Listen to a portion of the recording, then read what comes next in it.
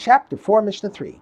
He took the knife and separated the lungs from the liver, because these organs were not brought to the Mizbeach together, as described below.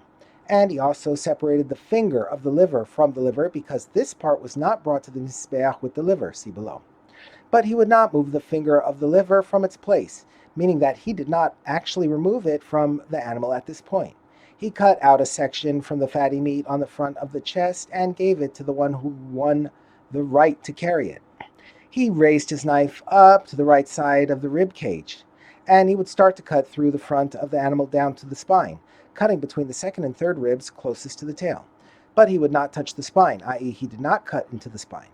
When he reached the spine, he turned his knife and started cutting downward through the ribs, along the right side of the spine until he reached the two soft ribs, which are the two small ribs closest to the head. He cut off this piece of meat from the right side of the animal by turning his knife once again and cutting along the two soft ribs, leaving them attached to the neck, back toward the front of the animal. And he gave it to whoever won the right to carry it, and the liver remained attached to the right side and was hanging from it. He came to remove the neck, and when he cut through the spine to separate the neck from the body, he left attached to the neck the two small ribs closest to the head on either side. He now cut off the neck and gave it to whoever won the right to carry it, and the windpipe, heart, and lungs remained attached to the neck and were hanging from it. At this point, all that remained of the animal was the left back leg, the spine, and the left side of the rib cage. He came to remove the left side of the animal, and just as he did for the right side, he started to cut through the front of the animal down to the spine, and he cut between the second and third ribs closest to the tail so that he left behind in the animal the two soft ribs that are above, that is closer to the tail. Since the animal is hanging upside down, the tail is above and the head is below. And the two soft ribs that are below, closer to the head. And this is what he would leave behind in its fellow, the right side as well. It is found that he would leave behind all of the soft ribs on both sides of the animal, two ribs on the right and two on the left above closer to the tail, and two ribs on the right and two on the left below at the neck. He now cut off the left side of the animal by slicing all the way through the spine and gave the left side to whoever won the right to carry it. And the spine went with it, and the spleen was hanging from it. The left side was bigger than the right side because it had the spine attached to it, but they called the right side the bigger one because the liver was hanging from it. He came to remove the back portion of the spine, which includes everything from the last two ribs all the way down to the tail. He cut it off and gave it to whoever won the right to carry it. And the meat of the tail, the finger of the liver mentioned earlier, and the two kidneys all went with it. He took the left back leg, which was the last part of the animal still hanging from the hook, and gave it to whoever won the right to carry it. Now that the cutting up of the Tamid lamb is complete, the Mishnah describes how the Kohanim organized themselves to bring the parts to the Mizbeach.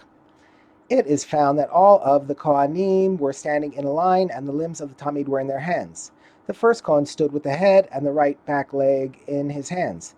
The head was in his right hand, and its nose was facing his arm, that is, pointing toward the Kohen's body, and he held it upside down so that its horns were between its fingers, and the place of its slaughter was above, and the fat was placed on the place of slaughter to cover it, as mentioned in the previous Mishnah.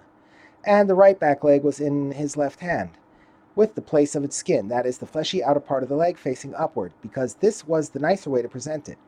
The second Kohen stood with the two front legs in his hands, the right leg in his right hand and the left leg in his left hand, with the place of their skin facing upward.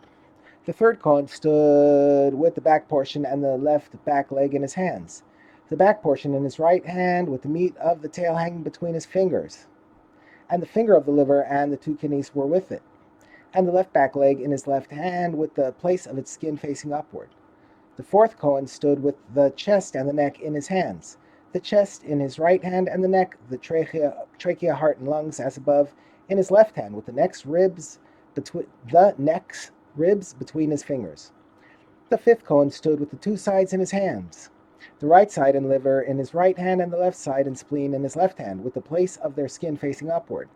The sixth Kohen stood with the intestines, and the animal's 4 feet were placed on top of the intestines.